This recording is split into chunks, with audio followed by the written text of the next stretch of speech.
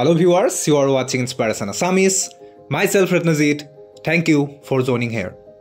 So অবশেষত finally 5550 পদৰ সন্দৰ্ভত মুখ্যমন্ত্ৰী ডাঙৰীয়াই মন্তব্য প্ৰদান কৰিছে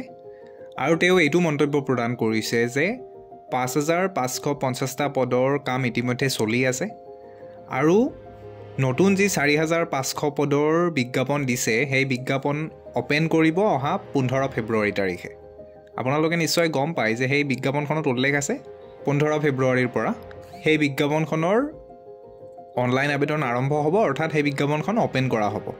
আৰু তেওঁ এইটোও জনাইছে যে যেতিয়া 4500 পদ ওপেন কৰিব তাৰ লগতে তেওঁলোকে এডিআৰই পৰীক্ষাৰ ৰিজাল্টটো দিব আৰু লগতে 5550টা পদৰ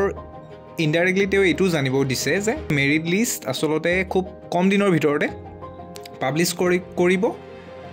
আৰু নিশ্চয় 15 ফেব্ৰুৱাৰীৰ আগতে আপোনালোকৰ মেৰিট লিষ্ট পাবলিশ কৰা চান্সেছ বা প্ৰবেবিলিটি যথেষ্টখিনি আহি পৰিছে আহকচোন মুখ্যমন্ত্ৰী ডাঙৰীয়াই এই 5550টা পদৰ সন্দৰ্ভত কি মন্তব্য দাঙি ধৰিছিল আমি চকু দিওঁ ৰিজাল্ট দিব ফেব্ৰুৱাৰীৰ শেষ সপ্তাহত নহলে মাৰ্চৰ প্ৰথম সপ্তাহত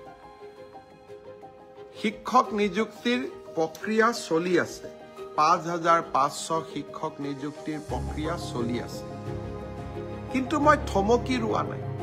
5500 নিযুক্তিৰ প্ৰক্ৰিয়া চলি থকাৰ সময়তে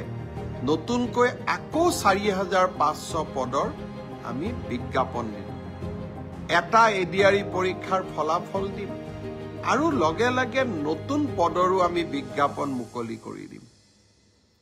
আশা স্তব্ধ হ'ব নোৱাৰে আমাৰ সপোনবিলাকক